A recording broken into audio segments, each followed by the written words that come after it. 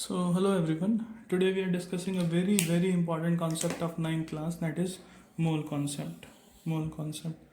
Actually, it is very important to understand what is mole. Mole refers to a quantity. Mole refers to a quantity. Just like as we see that if somebody may ask you, bring 1 dozen of bananas. So here it is clearly understandable, like 1 dozen it means what? That is 12 bananas. 12 bananas, right? Similarly, if somebody may ask you bring 1 dozen apples, then what you will bring? 12 apples. Similarly, this mole is also a quantity which refers to a unit, that is 6.022 into 10 raised to the power 23, right? Which could be number of atoms, ions, molecules, particles, and etc. Particles, etc. The important point to understand is just like 1 dozen is fixed for a quantity that is 12. Similarly, this mole is fixed for a quantity that is 6.022 into 10 raised to the power 23. And it could be either atoms, it could be either ions, it could be either particles, etc. We'll understand it while we do some questions on it. This particular number is called Avogadro's constant.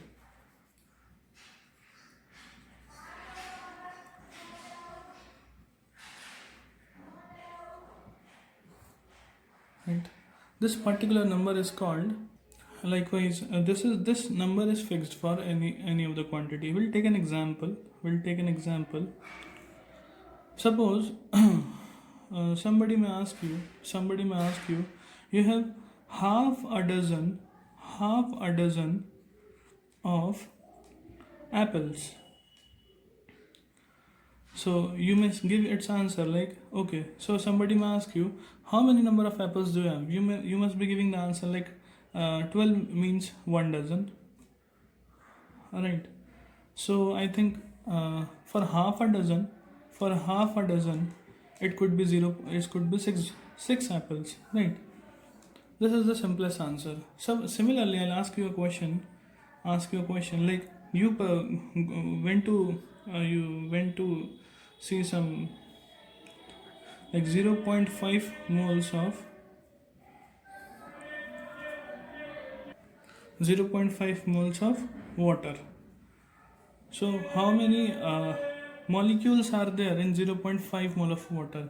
As we know that 1 mole is equal to 6.022 into 10 raised to the power 23, right?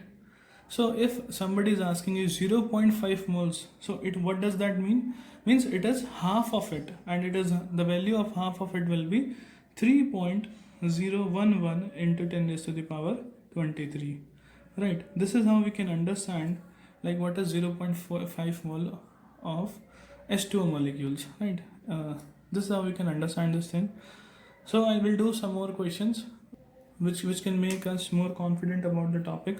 So I'll just write a general formula for it so that you can understand the things, like N is equal to N by this Na. This N is what? This N is number of moles.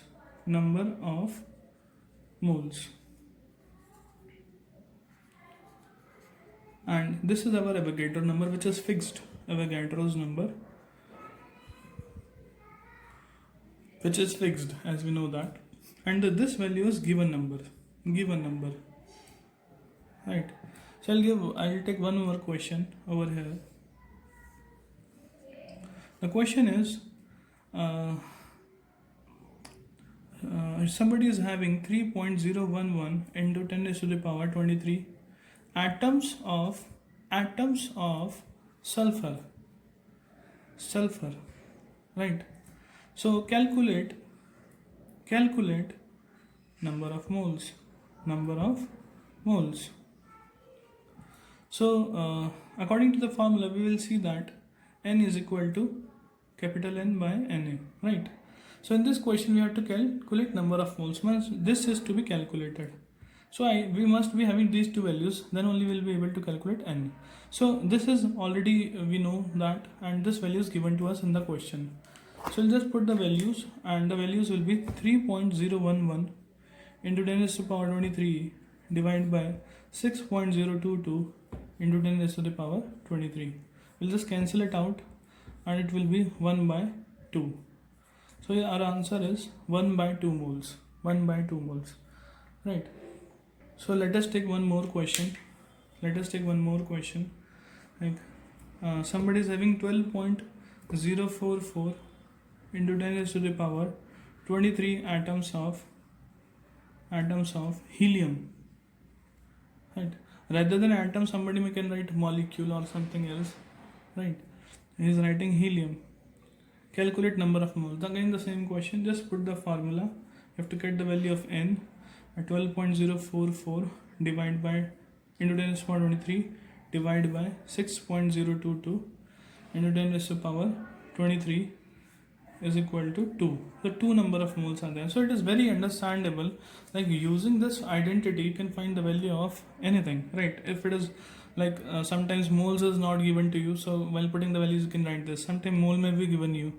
This value is always fixed, right? Now we will understand one more important concept into it. Somebody may ask you, okay, tell the number of moles in 12 grams of carbon atoms. So you must be asking, sir अभी तो आपने बताया था moles निकालना किसके हिसाब से, जब नंबर कुछ एटम से गिवन हो. यहाँ तो ग्राम्स में वैल्यू गिवन है, ग्राम्स में कैसे करेंगे, है ना.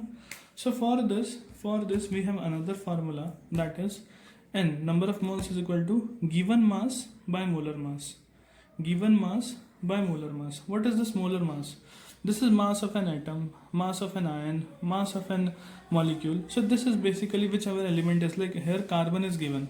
So and carbon atom is given. So one carbon atomic mass of one carbon atom is 12 units.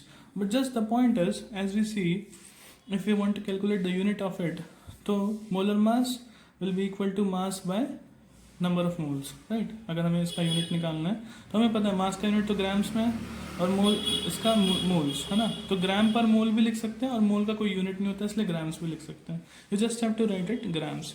तो अब इस क्वेश्चन को अगर हमें करना है तो हमें मास पता होना चाहिए.